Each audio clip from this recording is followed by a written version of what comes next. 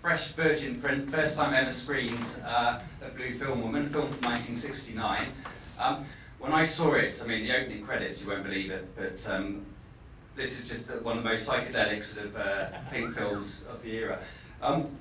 Basically, when we were putting together this program, I'll just quickly describe the definition of a pink film. Is it a sex film? Well, yes, it is a sex film, but basically it's a case of the director has so many sex scenes they have to stick in a movie, and the rest they pretty much leave up to the director. And from the 60s, everything, when it showed in the sex cinemas in Japan, they all got junked, the prints afterwards. They used to tour them around the country, and then as soon as they finished their run, just throw them away, because, you know, they're making about 200 films a year. So from the 60s, there's only about a dozen prints, negatives that still survive, and we had to strike up this film from the negative. The director, Mukai Kan Mukai, if we do the English name order, was one of the huge sort of pioneers of the pink film genre. He made about 200 films. Some of them were distributed abroad, but he's most famous for setting up his production company in the 80s, which sort of spawned a load of other pink directors, so he's sort of one of the main men in the industry.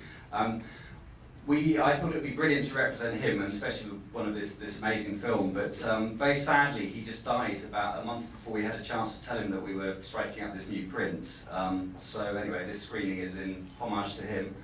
When they first started, they were called 3 million yen films, which basically equates to about $30,000, and all the theatre owners had realised that the films were a lot more profitable than a lot of the major studio ones, so lots of cinemas switched over totally towards pink theatres, and really it was this sort of long-standing sort of contracts with the cinemas and the production companies to make these type of films. So you have this sort of completely different sort of subgenre, you know, it's totally different sort of separate industry from the mainstream industry, and that's what's so fascinating. And basically you've got sort of this parallel industry. Parallel industry in Japan. And even today, in Shinjuku, those cinemas still exist. That's right. Roman porno, the term, versus pink film. And can you explain a little bit more about that? Because Roman porno, I think, was the one instance where that parallel industry kind of infiltrated the major studios, right? Yeah, well, pink, strictly speaking, refers to all independently produced films. So there's these like tiny, small little companies that make these films and distribute them in independent cinemas. What Nikatsu did was about 10 years into, when they saw how successful pink films were, they decided to launch their own range, Roman porno. And these were made on quite substantially higher budgets, and the difference was that Nikatsu had trained technicians, they had their own sort of studio facilities, they also owned their own theatres, so they could just like put their films directly into the theatres. And Nikatsu made about 850 films between 1971 and 1988. That still wasn't enough. Basically, all these films, they screened on triple bills, but in those days they changed the triple bills every couple of weeks.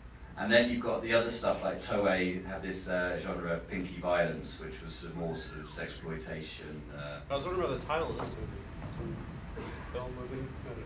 Blue Film Woman. Like, what does that mean? Just ask you about the title. Okay. Before the pink film, there was a whole. Pink was when sort of sex sort of started entering into sort of mainstream, but before that there was this. Dating back to the 1920s, the whole stag film, blue film industry, which was like very undercover. They actually called them blue film. So there was very sort of an illegal, undercover sort of organised sort of pornography ring organised by the Yakuza.